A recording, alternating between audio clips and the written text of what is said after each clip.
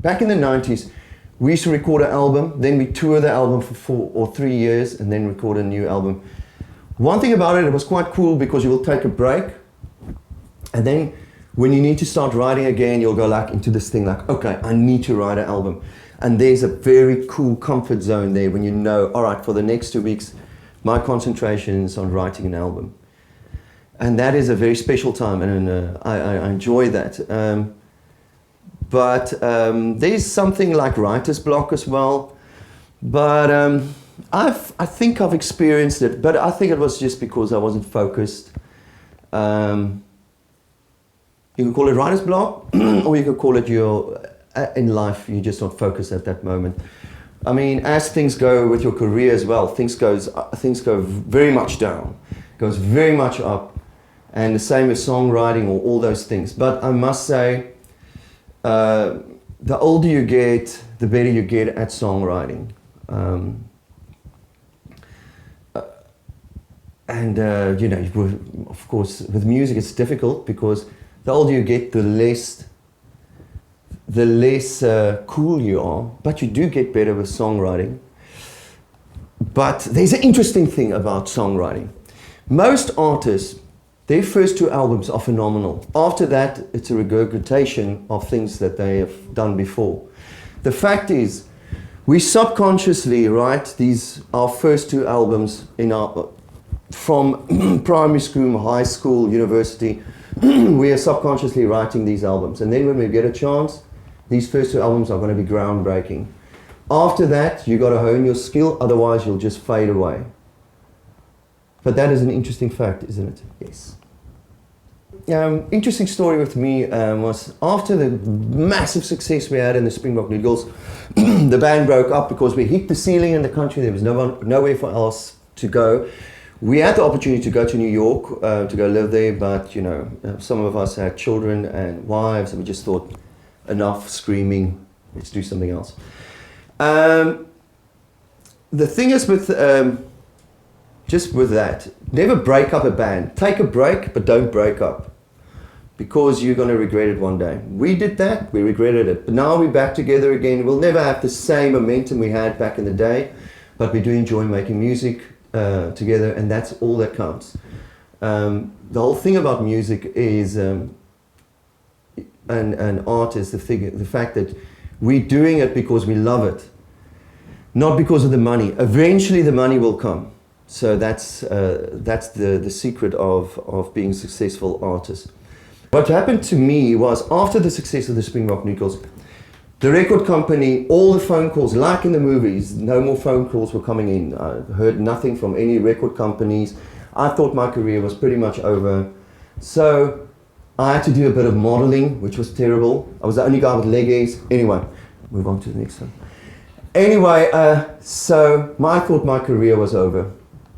I took it on myself to write an album for myself, for me and myself alone. So I wrote Another Universe, this album I wrote for myself, kept it to myself. Then I started playing it to my friends, and some of my buddies were really rich.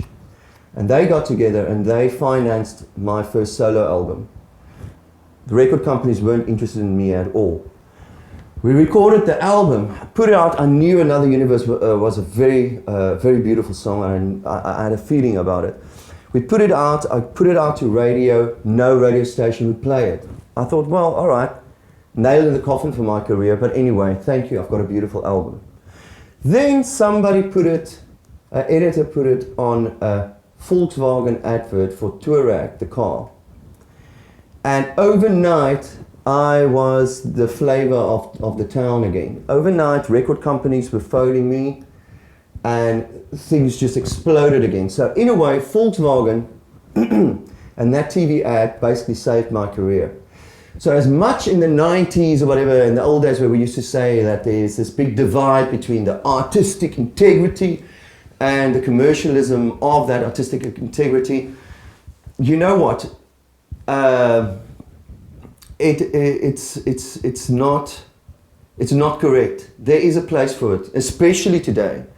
It's an old school way of thinking that you shouldn't make commercial money out of being an artist. The fact is, the money that I made from that ad totally made it possible for me to record more music. And it saved my career. So thank you very much, Volkswagen. I think it's not just me, it's David Kramer as well that they've saved from utter despair.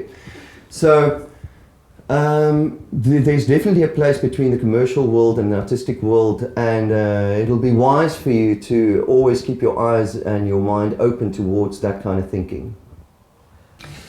Okay, so between performing, recording and writing, what do I enjoy the most? Well, the magic of knowing that you're busy writing a fabulous song in itself uplifts your spirit, and it's got unimaginative type of healing powers to the mind and your ego.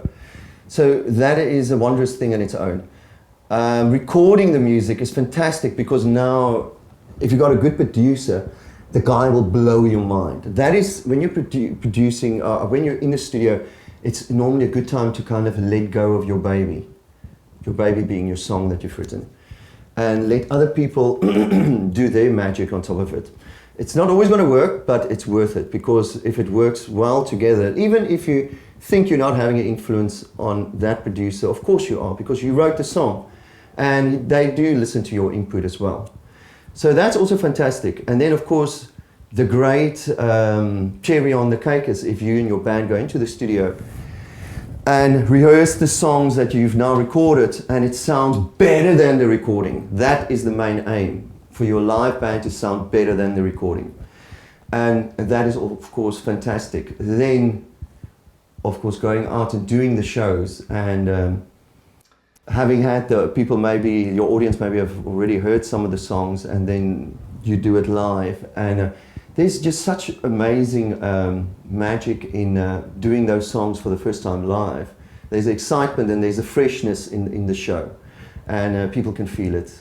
Shows are interesting things because every show is different. Out of 5 shows, there'll be 2 good shows. Those 3 shows that's not that good will probably make you wonder why you're doing this as a job. It's kind of soul destroying sometimes. I remember we played with Rolling Stones in Spain, and the next weekend we were playing somewhere in Linden in Joburg in a total awkward little place. So you never know. God's got a way of bringing your ego down to earth, and but you know, you just never know. Like I said, this is the career, and it goes. But it is those 2 gigs out of the 5 gigs that's mind blowing, that keeps us from doing it more and more and more. And normally that is when there's a synergy between the audience and the artist, when the audience become part of the band. Fame is an interesting thing, and when we started out, it was uncool to be in the media all the time and to be a loud mouth. You don't want people to know a lot about you, because the mystic vibe about it, the mysticism of a Jim Morrison or whatever, that was the cool thing. Of course, times has changed, and now, in order for you to be a successful musician, you basically got to tell everybody what you're doing all the time and be in social media all the time, which I find still to be utterly self-indulgent and boring. But a lot of record company people will probably say that is the way, which is fantastic, but for each to our own. But yeah, you probably should be more interactive with your audience and stuff. But yeah, the thing about fame is, in my days, like I said, they realized I wasn't ready for fame. I couldn't do interviews. I did more damage than anything else. It was like South African videos in the 90s. Rather not make a video. It wasn't good. Anyway, so fame for me in the beginning didn't work well because I wasn't good at interviews. I think I still got the problem. I don't know how to handle compliments. Because we're doing the things because we do it, you know. I don't want compliments. It's the fact it is what it is, and I'm still a little bit awkward about it because I don't think it's perfect. But so that is the thing that all of us artists work with. The thing about fame, as soon as you become a household name and your face is in the magazines all the time, you stand that chance of believing in the hype that they have created around you, which is a very dangerous place to be. that thing kind of can destroy your career. It has destroyed many careers. In my days, I definitely started to believe all the hype as well, and of course, you can't help it. It goes to your head, and it's nice, it's fantastic, but you get addicted to it. And like everything, it kind of disappears. And I thought that was a very depressing time of my life, because I still thought every night it felt like I was playing for Wembley, yet it wasn't that fantastic anymore. Then you try and make it up by partying real harder and just becoming more decadent to get the levels of excitement still going there. And that is when you're probably going to end up in rehab. So do not fall for that. Luckily, I survived without entering rehab or anything like that. I got over it. But once you get over it, it's fine. And remember, this is a fantastic gift. So if people love your work, there's nothing wrong with it, and you should enjoy it. Just watch out for falling for the holes of believing all the things that they write about you, and you becoming that kind of a dichotomy of yourself. But other than that, it's fantastic if you get a recognition for what you do, and it keeps you going in the right direction.